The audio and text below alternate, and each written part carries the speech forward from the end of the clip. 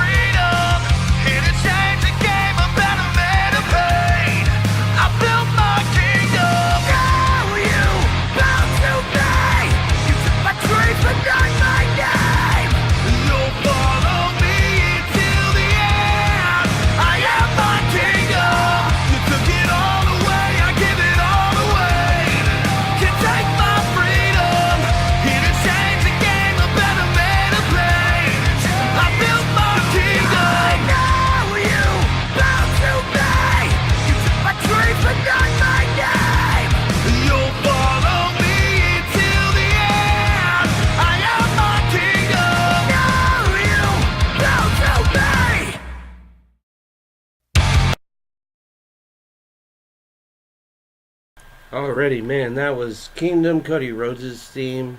Man, I love it. And if you listen to the lyrics, it's so fitting for Cody. It really is. Anyway, the song is called Kingdom. You can look it up on YouTube. It's by Downstate. It's your boy DJ Tony Snow. I am in the building here for an episode. A new episode of my fledgling podcast that's dedicated to wrestling and hip-hop. Yes, we'll come up with a name with it soon enough. We have a Patreon page together. Y'all go check out the Patreon page, www.patreon.com/DJ Tony Snow. That's me. There's $5 levels all the way up to $500 level. It's different rewards you can get for each one, and all the money goes to this podcast. Our main goal right now, if we can get up to $500 a month and Patreon sponsors, then I can guarantee we can have a big named wrestler that you've heard of on the show at least once per week. Different wrestlers every week, you know what I'm saying? And I already have the connections and the contacts with a lot of these guys. I just need the software to where I can be able to bring them in and split screen them on this to where we can actually have a conversation and it look like legitimate stuff you see on CNN and all that stuff. You know what I mean? So anyway, let's get into some wrestling stuff today. Speaking about talking to a wrestler, shout out to Trent Beretta. It's funny because there's this ongoing storyline in Being the Elite, the Elite's YouTube series, where they got this ongoing thing about how Trent and Chucky are dicks in real life, and Trent and Rocky and Chucky are dicks in real life. They even have shirts out now. It has the three of their faces and then DIRL for dicks in real life. And so there's a really cool segment in the most recent Being the Elite, and it's got background music from Papa Buck, Matt Massey. And so I took a video of all that and posted it, and I shouted out Matt Massey for making the video, and I made a comment to Trent and Chucky like, wow, you guys are dicks in real life, just playing along with the writing of the online story thing. And I didn't realize that when I was videotaping it, somebody came into the room, and I stopped and I was like trying to tell them to be quiet so that it didn't pick up the audio, and I moved the camera at the same time. So you see my phone move for just a second, and then you see a little image, a silhouette of a person fly by the screen. And so Trent watched the whole video, which I thought was pretty cool. You know what I'm saying? Because I've never had the pleasure of meeting Trent Beretta, but I have been a fan of his craft for a long time. Roppongi Vice, Roppongi 3K.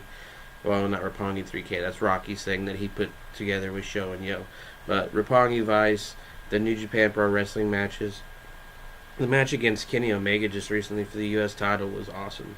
So Trent shared it, and he was like, oh, there's some spooky stuff going on at the 205 mark.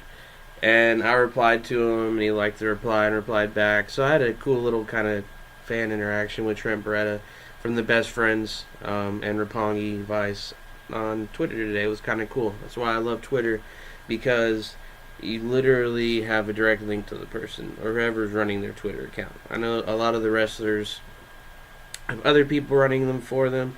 A while ago, Will Ospreay said that someone else would be running his Twitter from now on. But I know a lot of the Bullet Club guys, a lot of the indie guys that I really, really, really, really mess around with, they are really interactive on Twitter. It's one of the reasons I love them. So, speaking of interactive on Twitter, I've been blocked by Jim Cornette, which really doesn't bother me that much. It's funny because when I was a kid, I was a fan of him. He'd come out with a tennis racket and do something, hit someone on the back with the Midnight Express. He'd get all the heat, you know what I'm saying? I was a fan of him as a manager. As a booker, he was terrible. In my opinion, some of Ring of Honor's worst times was when he was around in Ring of Honor. It's like every federation he's gone to, he's gotten fired from. Like, they just now had him on TNA Impact, and he's gone from there. They brought the dude in to fire Bruce Pritchard, and then they didn't need him anymore. Like, so now you're jobbing, basically. It's like, man.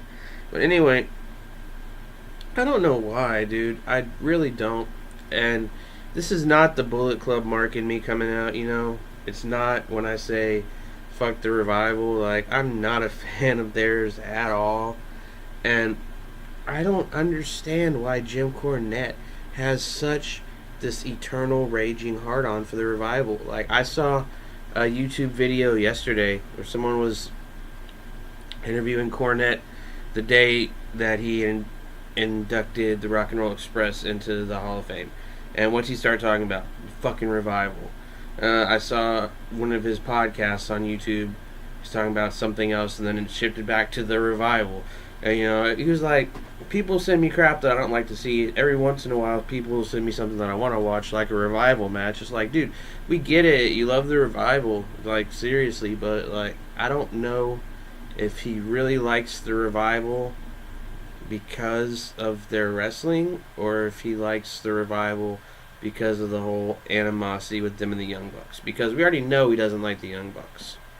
We know they have history, And, you know, I was kind of predisposed not to care for the dude after I heard what he said about Nick and Matt. And so I really think he's just trying to stick it to the Bucks with this all on the Revival's collective dick. You know what I mean? But anyway, tonight is Raw 25. It should be interesting. I've seen a lot of posters that were supposedly leaking who's going to be there. It's one of these. It's one of these events that I usually don't sit down and watch whole WWE shows anymore. Honestly, I get most of my stuff from the recap shows the next day. I get all the pertinent information. I find out who won all the matches. I go through and watch summaries of it. With WWE, you can go through and watch the matches because right now they only put like 3 or 4 actual matches on a show, it seems, and they last like 10 minutes each. But tonight looks like it might be cool because tonight's the 25th anniversary of WWE Monday Night Raw, and they're supposedly doing a simulcast from the Barclays Center and the Manhattan Center, which is where Monday Night Raw started. And I actually, guys, I remember that first episode. I watched that first episode. I was 11 years old, 25 years ago. I was 10 years old. I was about to turn 11 because my birthday's January 27th. And I thought it had the craziest name. And maybe it was just the autistic mind in me working or something, but it's like, why are you going to call a wrestling show Raw? Monday Night Raw. And then the line for it was uncut, uncensored, and uncooked. And I just thought it was weird, but I did love the fact that they had Macho Man Randy Savage on commentary. Vince McMahon is one of the best color commentary people ever, in my opinion.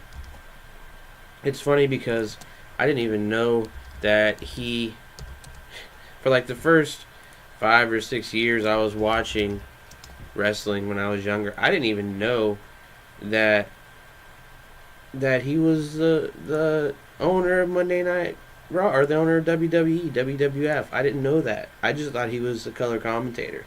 Like, man, this guy's really good. He knows about all these wrestlers. I had no clue that he owned the damn place until they started that whole thing with Stone Cold Steve Austin and the Attitude Era ushered in, and they put in everybody's face that Vince McMahon was the owner and he was the boss and blah blah blah. I remember the first time Stone Cold gave him that stunner and he was interviewing him in the ring. Man, that was killer. But anyway, the main thing I'll take away from the first episode of Monday Night Raw was the 1-2-3 Kid upsetting Razor Ramon. That was a pretty awesome match. And no one knew back then that they were close, you know what I mean? Because kayfabe wasn't really a thing. You know, like everybody guarded the secrets of the business back then. So, yeah, it was an awesome match, or an awesome show. Man, I remember Coco Beware was on that thing. Yokozuna. I'm trying to remember who all else wrestled on the first episode of Raw. But confirmed coming back tonight. They have Stone Cold confirmed, The Undertaker, the Dudley Boys, which I love. I'm a huge Bully Ray Dudley fan. I've been hearing conflicting things back and forth that Chris Jericho is going to be there tonight. I don't know if he is or not because he's been over with New Japan. I don't know if he's, because even if they just show up for one night, they have to have a deal because these guys got to get paid, you know. But from the looks of it, WWE is spending a lot of money just on the legends they're bringing back. The one return I wish would happen, that everyone wishes would happen tonight, that there's no way it can't happen, I don't think. I saw a post somewhere, and CM Punk had 43% of the vote and was dwarfing everybody else. Like, guys, trust me, I'm as big a CM Punk fan as any of y'all. I loved the matches that he had with that man, Colt Cabana, on the independent circuit back in the day. I love the Second City Saints, but Punk ain't going to be there, guys. He's in the middle of a lawsuit. Him and Colt Cabana are in the middle of a lawsuit with WWE over that podcast. So, unfortunately, it's not going to happen. But I'm hoping we should have some good matches. The main event has been advertised as Roman Reigns versus The Miz for the Intercontinental title.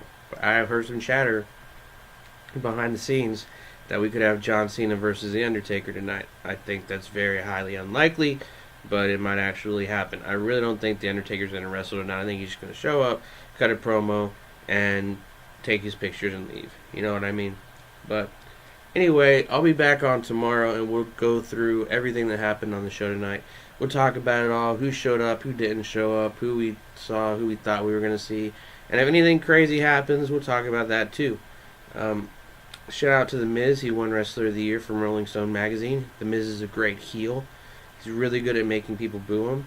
And I like him because I don't like these heels that are heels, but they act. But it seems like the character and the doesn't end and the human being doesn't begin. You know what I mean? Like, it really, I can't stand Matt Taven because it really seems to me like he's the scumbag he portrays himself to be.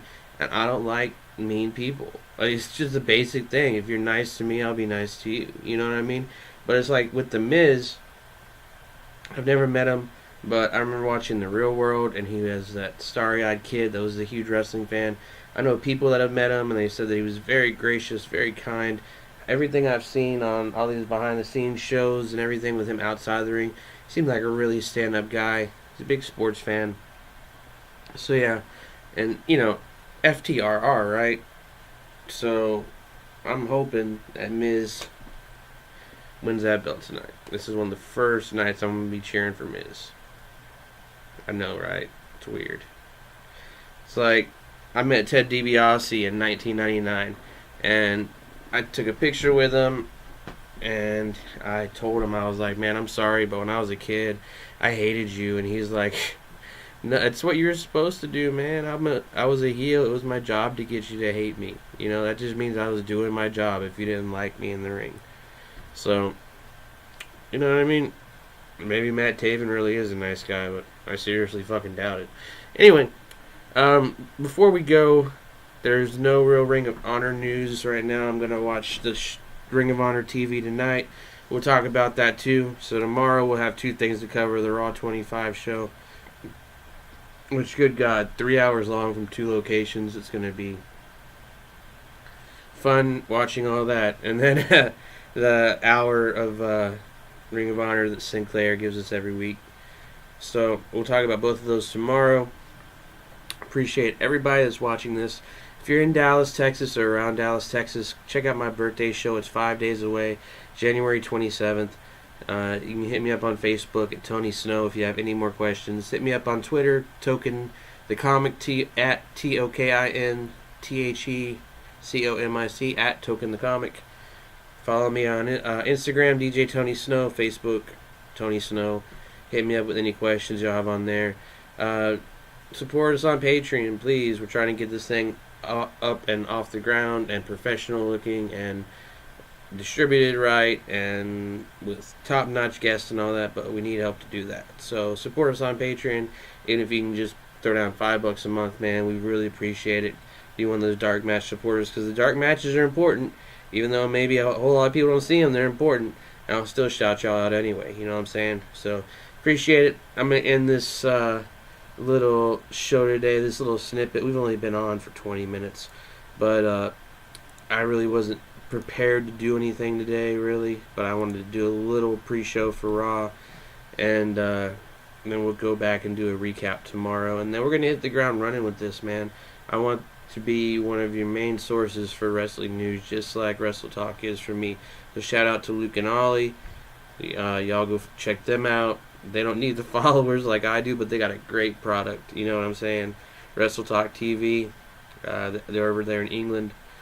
We're not trying to take away from their following. I'm just trying to focus on the stuff that they are not focusing on.